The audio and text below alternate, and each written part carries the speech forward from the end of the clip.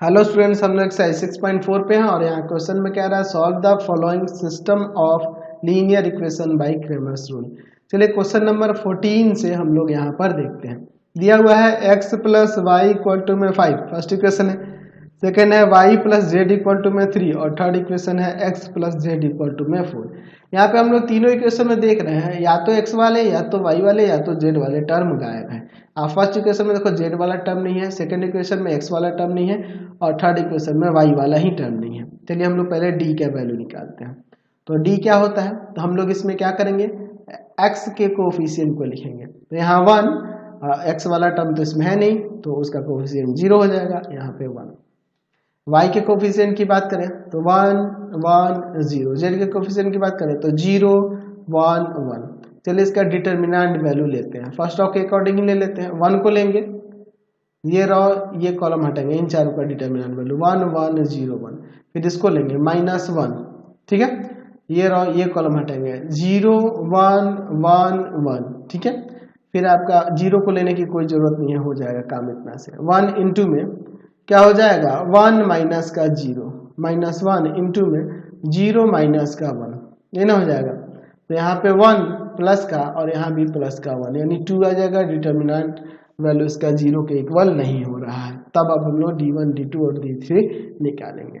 चलिए d1 के लिए बात करें तो यहाँ डिटर्मिनेंट ऑफ क्या करना होगा, x के कोफिशिएंट को यहाँ से हटाकर इसे इस कांस्टेंट को लेना होगा 5 3 4, बाकी दोनों अदर कॉलम में से लेंगे 1 1 0 0 1 1। चलिए अब इसका डिटर्मिनेंट वैल्यू लेते हैं r1 के रेस्पेक्ट में ही।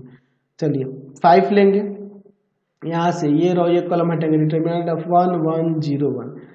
प्लस का माइनस का 1 लेंगे, माइनस रहता है ना यहाँ पे 1, ये रो ये कॉलम हटाएंगे, आ जाएगा आपका 3 1 4 1 और 0 वाले को लेना ही नहीं है। चलिए देखते हैं 5, यहाँ पर क्या हो जाएगा 1 माइनस का 0 -1 इंटू में क्या हो जाएगा यहाँ पर 3 माइनस का 4, यहाँ 5 आ जाएगा और यहाँ -1 में -1 से मल्टीप्लाई करेंगे तो 5 प्लस का 1 यानी कि 6 आ जाएगा।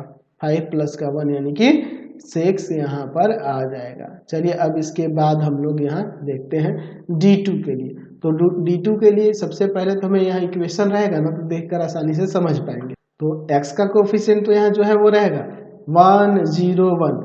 अब देखिए इसमें क्या करेंगे, y के कोफिशिएंट की जगह पे यहाँ पे कांस्टेंट ले लेंगे 5 3 4 और यहाँ पे जो आपका z का कोफिशिएंट है 0 1 1, ये ऐसे ही रहेगा। अब इसका डिटर्मिनेंट वैल्यू लेते हैं, क्या हो जाएगा इसका डिटर्मिनेंट वैल्यू, r1 के अकॉर्डिंग ही चलते हैं। 1 को लेंगे, यहाँ देखिए ये रो ये कॉलम हटेंगे, इन चारों का डिटर्मिनेंट वैल्यू 3 1 4 1।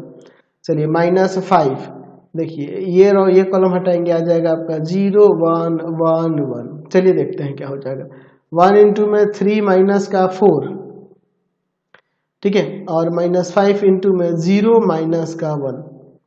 तो यहाँ 1 इंटू में माइनस का 1 और -5 इंटू में माइनस का 1, तो -1 और प्लस का 5 यानी 4 आ जाएगा इसका वैल्यू।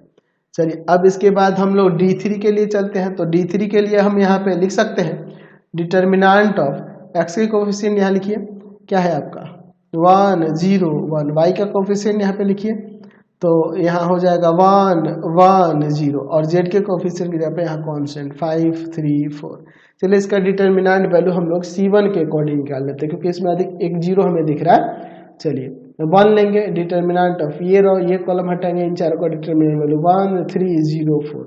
फिर ये 0 वाले को छोड़ दो, 1 को लेते हैं, ठीक है।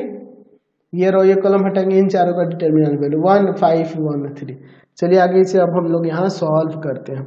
तो 1 इंटू में क्या हो जाएगा यहाँ पर 4 माइनस का 0 प्लस का 1 इंटू में 3 माइनस का 5, ठीक है। यहाँ 1 इंटू में 4 और यहाँ 1 इंटू में माइनस का 2, तो 4 में से 2 को सब्ट्रैक्ट कर देंगे 2 आ जाएगा। चलिए अब हम लोग एक एक करके सबका वैल्यू निकालते हैं x y z तीनों का। देयरफॉर हम लोग यहाँ लिख सकते हैं x इक्वल टू में d1 by D, y equal to में d2 बाई डी और z इक्वल टू में d3 बाई डी।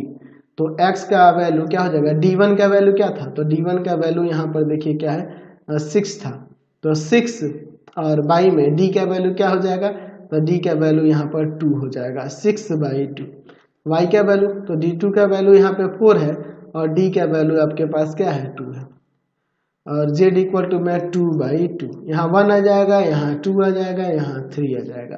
देयरफॉर हम लोग लिख सकते हैं यहाँ पर कि x का वैल्यू 3 हो गया, y का वैल्यू 2 हो गया और z का वैल्यू यहाँ 1 हो गया। समझ गए। Question number